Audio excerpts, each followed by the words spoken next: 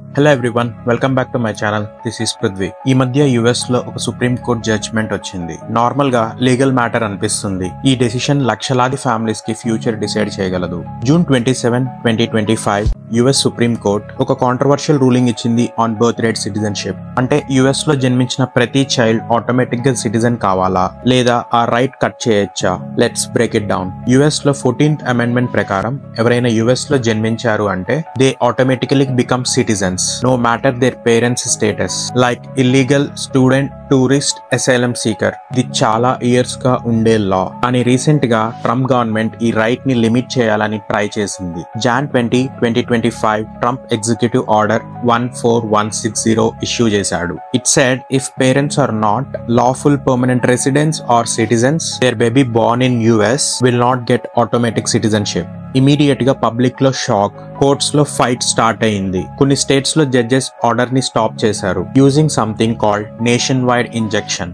US supreme court చెప్పింది judges can't give nationwide bans anymore unless it is 100% needed. అంటే ఏంటి? If కాలిఫోర్నియాలో court order వస్తే అది entire అమెరికాకి అప్లై అవ్వకూడదు.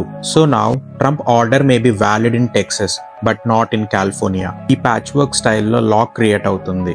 ఒకరికి సిటిజన్ రైట్స్ ఉంటాయి, ఇంకో స్టేట్ లో ఉండవు. ఈ రూలింగ్ చెప్పింది about how much power judges have versus president. Court చెప్పలేదు బర్త్ రైట్ సిటిజన్షిప్ ఇల్లీగల్ అని, బట్ కోర్ట్ చెప్పింది జడ్జెస్ కి పవర్ లిమిట్ చేయాలి అని.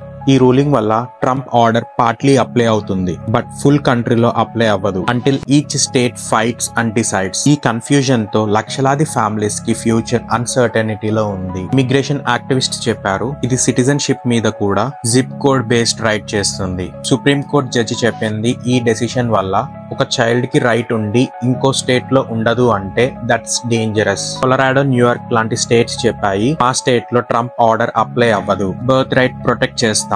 ట్రంప్ ఆర్డర్ ఫుల్ గా స్టార్ట్ అవ్వడానికి అట్లీస్ట్ July 27, 2025 వరకు వెయిట్ చేయాలి.